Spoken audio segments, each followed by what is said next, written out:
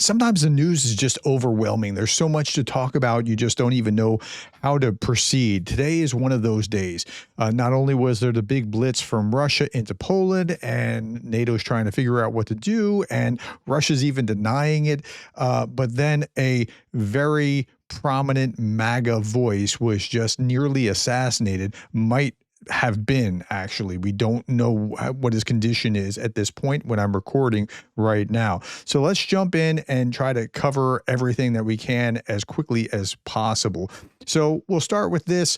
Polish President Nawrocki spoke with Donald Trump about repeated Russian drone incursions into Polish airspace. He said it was part of the wider consultations with allies and confirmed unity on the issue. These two are more on the same page than not, which is not necessarily a good thing with Ukraine, but it's a better thing with NATO. I know that sounds weird to explain it like that, but I think that that's fair. 15 drone wrecks have been found in Poland so far. Again, there were upwards of almost 24 drones that were incursions into Polish airspace, and they were even shot down for the first time. Russian UAV crashed overnight into a Polish military base south of Warsaw. Well, I don't know if that's intentional or if that's luck or what, that it was on a military. I mean, I don't mean it's lucky like it's a good thing, but I mean, I don't know if it just is a fluke that it was there, but drone debris was found at a Territorial Defense Forces facility. In this name, you think I can't pronounce Ukrainian. Look at this. And this name of a place that I'm not sure that I'm going to get through it. So I'm just showing it to you. Okay. Preston Stewart is replying to Radislaw, or actually highlighting what Sikorsky is saying. Sikorsky said this: last night, Poland's airspace was breached 19 times by drones manufactured in Russia. Our assessment is that they did not veer off course, but were deliberately targeted. And so if that's the case, and it hit a Polish military base, that's problematic. Preston Stewart is just echoing this, that the assessment is that they did not veer off course. And like, okay, if that is the case, and now the Russians are going to deny it, and I'll show you that in just a moment. Now, let's go back to the campaign cycle. I voted for Haley in the primary. She's a Republican. I'm a Republican. I did not want Trump. I preferred Haley. And here's what she is saying in the primary race. Russia said once they take Ukraine, Poland and the Baltics are next. Those are NATO countries, and that puts America at war. This is about preventing war. It has always been about preventing war. We don't want our men and women to go have to fight. And so supporting Ukraine is actually preventing war and seeing it for what it is. Yep, that's right. We should have been supporting Ukraine more actively, more thoroughly, and we didn't. Okay, now, not to be like just partisan, here's Kamala Harris talking to Trump, saying the same kind of thing, but hers is a little bit more pointed. This is in the general election, not in the primary. Understand why the European allies and our NATO allies are so thankful that you are no longer president, and that we understand the importance of the greatest military alliance the world has ever known, which is NATO, and what we have done to preserve the ability of Zelensky and the Ukrainians to fight for their independence. Otherwise, Putin would be sitting in Kyiv with his eyes on the rest of Europe, starting with Poland. And why don't you tell the 800,000 Polish Americans right here in Pennsylvania how quickly you would give up for the sake of favor and what you think is a friendship with what is known to be a dictator who would eat you for lunch. Interesting that both of them were right on point about what's going on in Ukraine and what will happen with Poland next. NATO Secretary General Mark Rutte called the Allied reaction to Russia's drone attack on Poland very successful. I don't know what measurements he's using for very successful, because he's talking about these, you know, the F-16s and the Dutch F-35s and the Italian AWACS and all that. But General Ben Hodges, formerly a commander of NATO's forces in Europe, said that NATO USCOM, that's US-EU COM, needed, that's the name of their grouping, need to conduct long overdue theater-wide air missile defense exercise to deter or defeat future Russian attacks. Kremlin is rehearsing now, checking our response times and capabilities. Using F-35 and F-22 versus drones shows that we're not yet prepared. But Rutte is saying that this was very successful. I'm not really buying it. Okay. Sweden's urgently sending additional aircraft and air defense systems to Poland, according to Polish defense minister. And Belgian Air Force F-16s are now currently conducting low-altitude flyover of the Baltic states, just a few dozen kilometers from the Russian border. The aircraft have already been seen in Riga in Latvia and Tartu in Estonia. Okay, so, I mean, now, I'd say what are they going to do exactly except for fly around, except that the Poles actually did shoot down the Shaheds last night. I mean, so there's that step forward, but it's not like unless you do something meaningful that's going to be painful to Russia, they're going to keep coming. Keith Kellogg was flying to Ukraine through Poland during the Russian attack yesterday. Like while that was happening, he was in the air. According to CNN, U.S. presidential envoy Keith Kellogg was on his way when the drone attack began.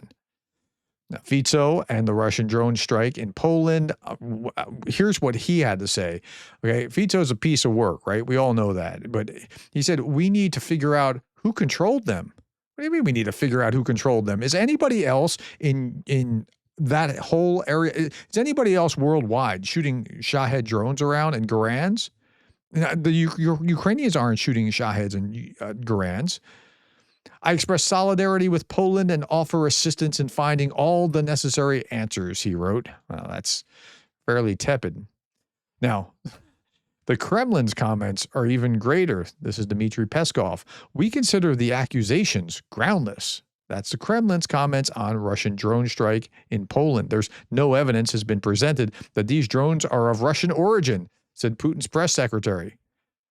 Again, who else is shooting these drones? Like, what other country is doing it? There's even some accusations of a false flag. Meanwhile, the Ministry of Foreign Affairs, this is the Russian embassy of the UK. Last night, drone attack on the Kyiv regime's military infrastructure did not include any targets in Poland. Okay, so are you saying that nothing was hit in Poland? Despite Warsaw's inconsistent allegations, Russia's defense ministry offered to hold consultations with Poland's defense ministry to clarify the incident and prevent escalation. So you're saying nothing happened. Is that right? Nothing happened, sure. While the situation is indeed quite dangerous, there's no invasion force in Belarus. Okay, so what's this referring to? This is referring to this comment that we're literally on the brink of World War III. We're not. We might have already passed the bar. Like this is so when World War III kicks off in Poland, ironically, that was like the starting point. But there were these incidents that happened before. So let's just listen to the comment. We're literally on the brink of World War III, folks. Poland and Lithuania have been drone attacked, possibly more. And Zapad 2025 starts in less than 2 days, and Russia has an invasion force sitting in Belarus right now. Okay, so we're all keeping our eyes on that. It might be a little bit much. But the reply here was that while the situation is indeed quite dangerous, there is no invasion force in Belarus. An invasion force requires specific support infrastructure and prepared staging areas, but it is reasonable to anticipate provocations or even isolated accidents, but not an invasion. I think they're both somewhere right. This comment on the bottom is saying like, hey, look, this could be bad. So, I mean, this is what happened with Ukraine, and we get that. But I don't think that they have all the right things either. Doesn't mean they wouldn't do it with necessarily with all the right things either, but I don't perceive that that's the case. So it's the truth somewhere between. And, you know, while this isn't on the brink of World War III, it's like the invasion of Poland. There were incidents before the invasion of Poland that led to it. So if you count that way, then maybe there's something to it. Okay, Donald Trump took about 12 hours I think it was 12 hours to actually say something about this. What's with Russia's violating Poland's airspace with drones? Here we go. I don't even understand that. Here we go. Bill Kristol, the original Never Trumper, said this is pitiful. It kind of is like, where's like, here we go. Not, I mean, even Stop It Vladimir would have been better than here we go. Okay. In other news, what's going on with the U.S. and the way that we're processing this, U.S. Vice President J.D. Vance calls for good relations with Russia after the conflict ends. Trump, hasn't seen any reason to economically isolate Russia. Agree or disagree with Russia's reasons for the conflict. Their energy is economically beneficial to the U.S., says Vance. Let's just listen to what Vance has to say, because this tells you everything that you need to understand about why the U.S. is soft-pedaling on Russia, why they're just being gentle, because they're looking to what's going on after. He's being interviewed here by Matt Gaetz, the former congressman appointed to attorney general who had then stepped down out of Congress to dodge corruption charges, who's now on OAN. Do you see economic cooperation with Russia as one of the things that could bring an end to some of the hostilities that we want to see concluded?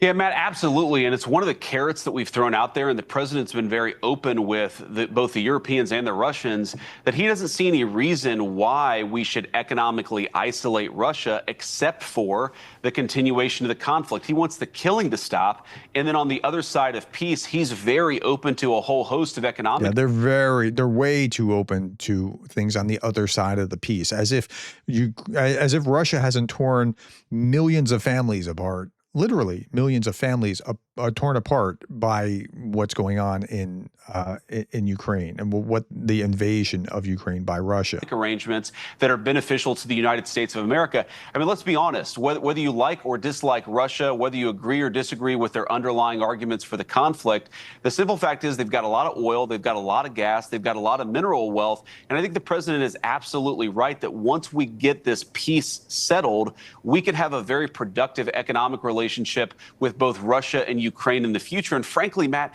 if we had a better relationship economically in Eastern Europe, in that region of the world, it might actually be the best guarantee of a long-term peace, because once you've got good economic relationships with people, you don't want to blow that stuff up. And that is true, that you don't generally want to blow that stuff up when you're dealing with rational people who don't want to rebuild the former glory of their empire. So, but I don't think we're not dealing with the same kind of person as he's suggesting.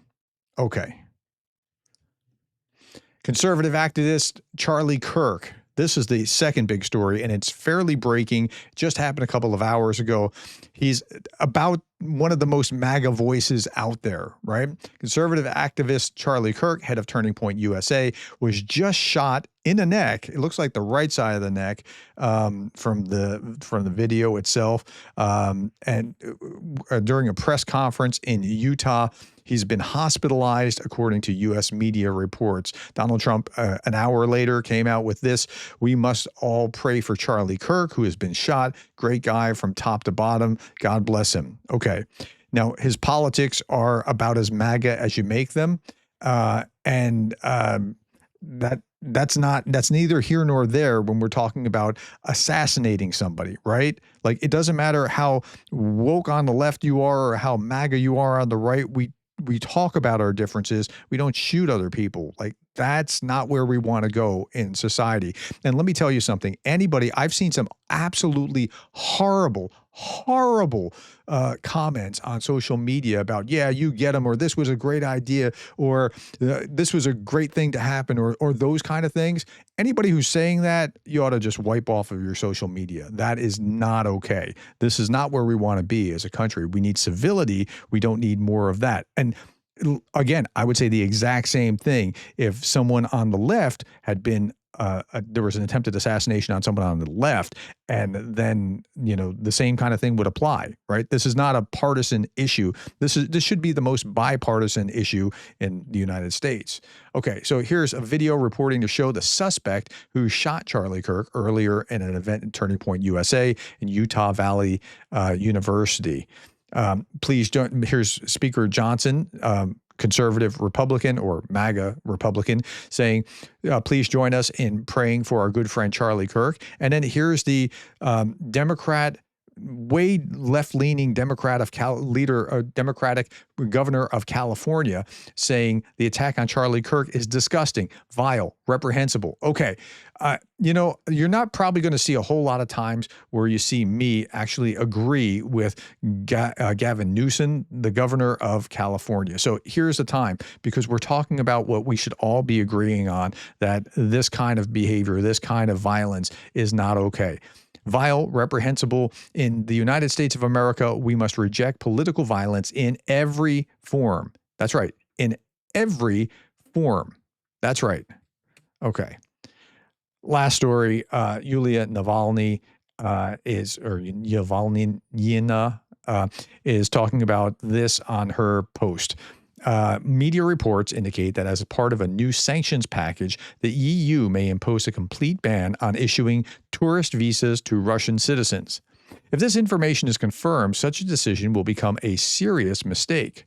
Sanctions should be targeted against oligarchs, security forces, propagandists, and other accomplices of the regime, not against ordinary citizens. Vladimir Putin is not all of Russia. The Anti-Corruption Foundation has sent an official statement to Brussels calling for a clear distinction between the responsibility of the regime and ordinary Russians.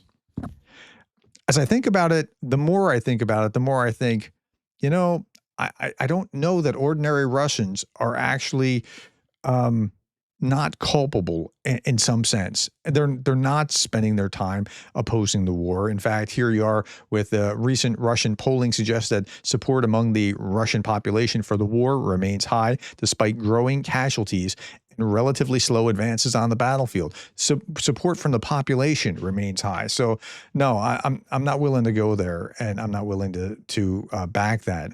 Yulia Navalny told the EU not to ban these tourist visas for ordinary Russians, and yet she stayed silent on the recent devastating strikes in Ukraine and the violation of Polish airspace. Now, maybe she hasn't seen it, but I doubt that that's the case. I don't think that that's why she's staying silent.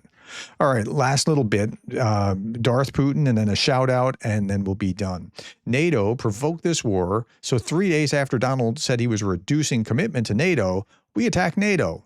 Now, again, I don't think that reduction of commitment was anything other than what was kind of pre-cooked into the dinner because of the pivot to the Far East and that sort of thing. But it is interesting timing, isn't it? Okay, so I want to put out my shout out now, and my shout out goes to my first member on my YouTube page. His name is John Stutter.